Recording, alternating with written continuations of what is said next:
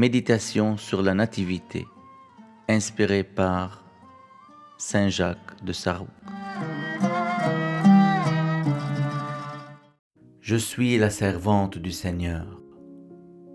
Cette expression est sortie de la bouche de Marie et la maison a rayonné de sainteté, car à ce moment-là, toi qui es le roi et le roi des rois, tu es entré dans son cœur, son esprit, son âme et son corps.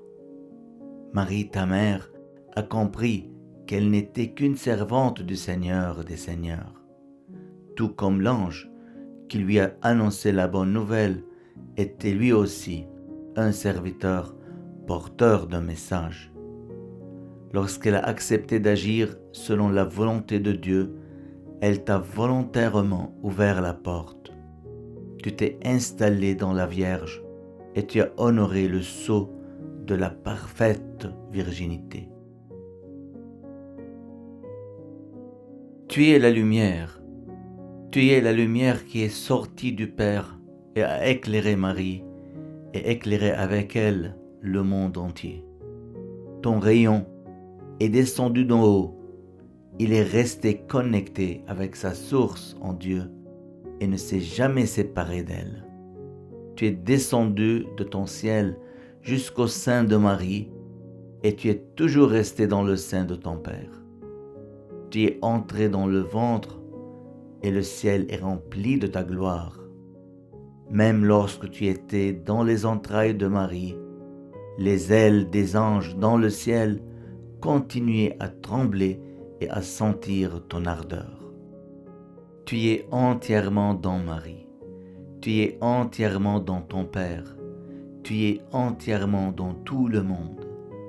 Tu agites et manipules les armées du ciel, même lorsque tu portes notre chair.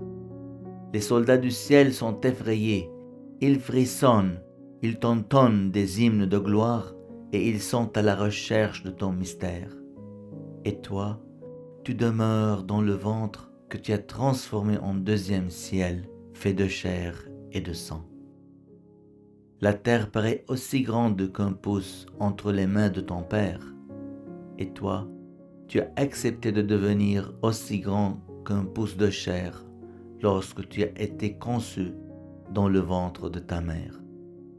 Toi, dont le pouvoir et le trône sont dessus de tout le monde, tu as choisi de t'asseoir sur le trône du sein de la Vierge. Toi, qui nous as tout dépeints comme des icônes parlantes dans les ventres de nos mères, tu es devenu l'icône mystique dans le ventre de ta mère. Toi qui sculptes, qui façonnes les hommes et rassembles la chair avec les os pour en faire des corps par le mariage, tu as rassemblé toute ta gloire dans un fœtus sans mariage. Lorsque ta pieuse et pure mère a été conçue en toi, la lumière de ton soleil a rayonné d'elle et a illuminé sa beauté. Elle est devenue perplexe et frustrée. Elle avait hâte d'aller se réjouir avec la vieillarde qui n'était plus stérile. Le soleil, résidant en elle, lui a allumé le cœur. Elle s'est envolée vers Élisabeth comme une colombe aux plumes légères pour aller faire danser le ventre qui était mort en Judée. Marie a accouru à pied, ne transportant avec elle rien d'autre que toi. Et quand elle t'y est arrivée, elle a explosé comme un nuage plein de grâce pour arroser la terre assoiffée qui faisait germer les grains.